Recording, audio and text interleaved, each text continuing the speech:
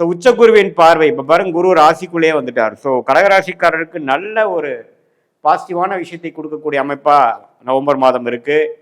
ஏன்னா குரு வந்து வக்ர ரீதியாக ராசிக்குள்ளேயே வந்துடுறார். இது வரைக்கும் 12ஆம் இடத்திலிருந்து விரயங்களையும் சுப விரயங்களையும் தேவையற்ற அலைச்சல்களையும் பிராணங்களையும் அதாவது டிராவலிங்லையும் கொடுத்துட்டு இருந்த குரு பகவான் இப்போ ராசிக்குள்ள வந்து 7ஆம் இடத்தை பார்த்து 5ஆம் இடத்தை பார்த்து 9ஆம் இடத்தை பார்க்கும் பொழுது குழந்தைகள் சார்ந்த விஷயங்கள், குடும்பம், வேலை, தொழில், யோகங்கள், தகப்பனார், அது மாதிரி நல்ல பாவங்கள் வந்து அதிகமான ஒளி பெற்று நல்ல பலனை கொடுக்கக்கூடிய அமைப்பு நவம்பர் மாதம் இருக்கு.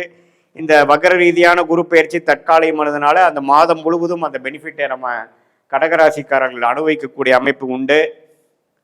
குரு குறிப்பா புதன், சூரியன், சுக்கிரன், செவ்வாய் போன்ற கிரகத்தை பார்ப்பதனால அந்த கிரகத்தின் காரத்துவங்கள் ஜாதகர்களுக்கு கடகராசிக்காரர்களுக்கு நல்லா கிடைக்க போகுது. ரியல் எஸ்டேட் துறையில் இருக்கிறவங்க, டெக்னிக்கல் துறையில் இருக்கிறவங்க, மீடியா துறையில் இருக்கிறவங்க, அதே சமயத்தில் இந்த சோலார் அது மாதிரி எனர்ஜி, நியூ எலக்ட்ரிக்கல் விஷயங்கள், நியூ எனர்ஜி, அந்த எக்கோ ஃப்ரெண்ட்லியான விஷயத்தில் இருக்கக்கூடிய அமைப்பில் இருக்கிறவங்களுக்கெல்லாம் நல்ல பிரகாசமான ஒரு டெவலப்மெண்ட் கிடைக்கக்கூடிய அமைப்புகள் உண்டு.